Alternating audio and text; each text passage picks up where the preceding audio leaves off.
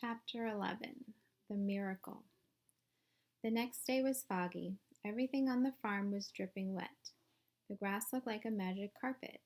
The asparagus patch looked like a silver forest. On foggy mornings, Charlotte's Web was truly a thing of beauty.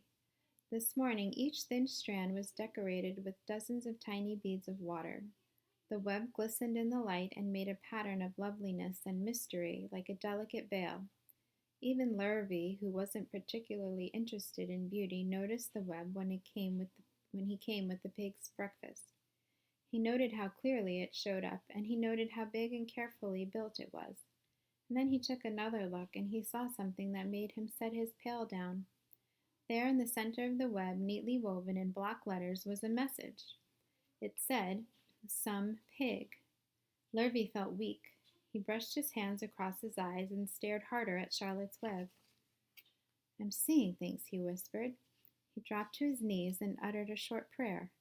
Then, forgetting all about Wilbur's breakfast, he walked back to the house and called Mr. Zuckerman. "I think you better come down to the pig pen," he said. "What's the trouble?" asked Mr. Zuckerman. "Anything wrong with the pig?" "Not exactly," said Lurvy. "Come and see for yourself." The two men walked silently down to Wilbur's yard. Lurvy pointed to the spider web. "Do you see what I see?" he asked. Zuckerman stared at the writing on the web. Then he murmured the words, "Some pig?" Then he looked at Lurvy. Then they both began to tremble. Charlotte, sleepy after a night's exertion, smiled as she watched. Wilbur came and stood directly under the web. "Some pig?" muttered Lurvy in a low voice. "Some pig?" whispered Mr. Zuckerman. They stared and stared for a long time at Wilbur. Then they stared at Charlotte. "You don't suppose that the spider—" began Mr. Zuckerman, but he shook his head and he didn't finish the sentence. Instead, he walked solemnly back up to the house and spoke to his wife. "Edith, something has happened," he said in a weak voice. He went into the living room and sat down, and Mr. Zuckerman followed. "I've got something to tell you, Edith," he said. "You better sit down." Mr. Zuckerman sank into the chair. She looked pale and frightened. "Edith," he said, trying to keep his voice steady, "I think you had best be told what we have a very unusual pig." Here's her web.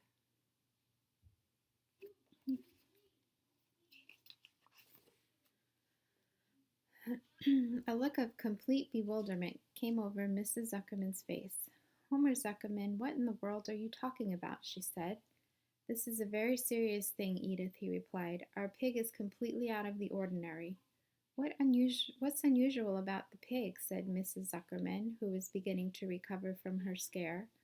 "Well, I don't really know yet," said Mr. Zuckerman, "but we have received a sign. Edith, a mysterious sign. A miracle has happened on this farm. There's a large spider web over the doorway of the barn cellar right above the pig pen. And when Lurvy went to feed the pig this morning, he noticed the web because it was foggy. And you know how spiders' web look very distinct in fog. And right spang in the middle of the web were these words, 'Some pig.' The words were woven right to the web. They were actually part of the web. Edith, I know because I've been down there and seen them. It says 'some pig' just as clear can be. There can be no mistake about it. A miracle has happened. A sign has occurred here on earth, right on our farm, and we have no ordinary pig." "Well," said Mrs. Zuckerman, "it seems to me you're a little off. It seems to me we have no ordinary spider." "Oh no," said Mr. Zuckerman, "it's that pig that's unusual. It says so right there in the middle of the web." "Maybe so," said Mrs. Zuckerman. "Just the same, I intend to have a look at that spider."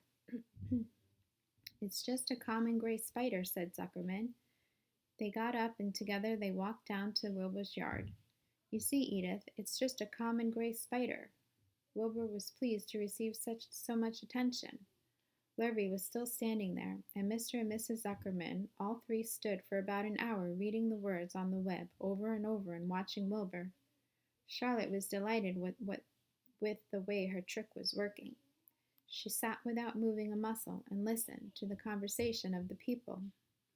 When a small fly blundered into the web just beyond the word pig, Charlotte dropped quickly, rolled the fly up, and carried it out of the way. After a while, the fog lifted The web dried off, and the words didn't show up so plainly. The Zuckermans and Lurvy walked back to the house. Just before they left the pig pen, Mr. Zuckerman took one last look at Wilbur. "You know," he said in an important voice, "I've thought all along that that pig of ours was an extra good one. He's a solid pig. That pig is as solid as they come." "You noticed how solid he is around the shoulders, Lurvy?" "Sure, sure I do," said Lurvy. "I've always noticed that pig. He's quite a pig." "He's long and he's smooth," said Zuckerman. "That's right," agreed Lurvy. "He's as smooth as they come. He's some pig." When Mr. Zuckerman got back to the house, he took off his work clothes and put on his best suit. Then he got into his car and drove to the minister's house. He stayed for an hour and explained to the minister that a miracle has happened on the farm. "So far," said Zuckerman, "only 4 people on earth know about this miracle: myself, my wife Edith, my hired man Lurvy, and you. Don't tell anybody else," said the minister. "We don't know what it means yet, but perhaps if I give it thought, I can explain it in my sermon next Sunday. There can be no doubt that you have the most unusual pig. I intend to speak about it in my sermon and point out the fact that this community has been visited with a wondrous animal. By the way, does the pig have a name?" "Why, yes," said Mr. Zuckerman. "My little niece calls him Wilbur. She's a rather queer child, full of notions. She raised the pig on a bottle, and I bought him from her when he was a month old." He shook hands with the minister and left. Secrets are hard to keep. Long before Sunday came, the news spread all over the county. Everybody knew that a sign had appeared in a spider's web on Zuckerman's place. Everybody knew that Zuckerman's had a wondrous pig. People came from miles around to look at Wilbur and read the words on Charlotte's web. The Zuckerman's driveway was full of cars and trucks from morning till night.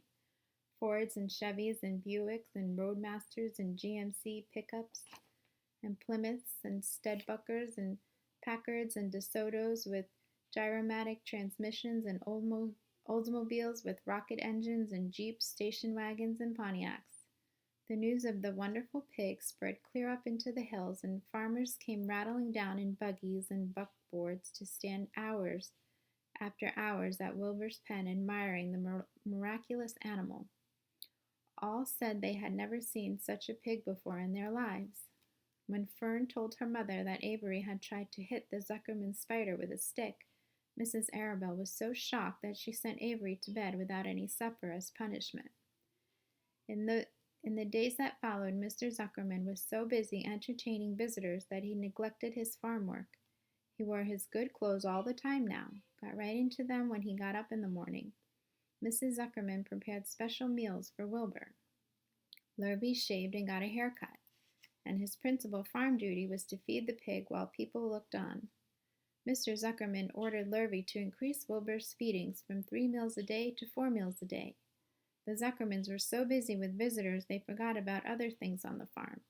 The blackberries got ripe, and Mrs. Zuckerman failed to put up any blackberry jam. The corn needed hoeing, and Lurvy didn't find time to hoe it. On Sunday, the church was full. The minister explained the miracle. He said that the words on the spider's web proved that human beings must always be on the watch for coming of wonders. All in all, Zuckerman's pig pen was a center of attraction. Fern was happy, for she felt that Charlotte's trick was working and that Wilbur's life would be saved. But she found that the barn was not nearly as pleasant. Too many people. She liked it better when she could be all alone with her friends, the animals.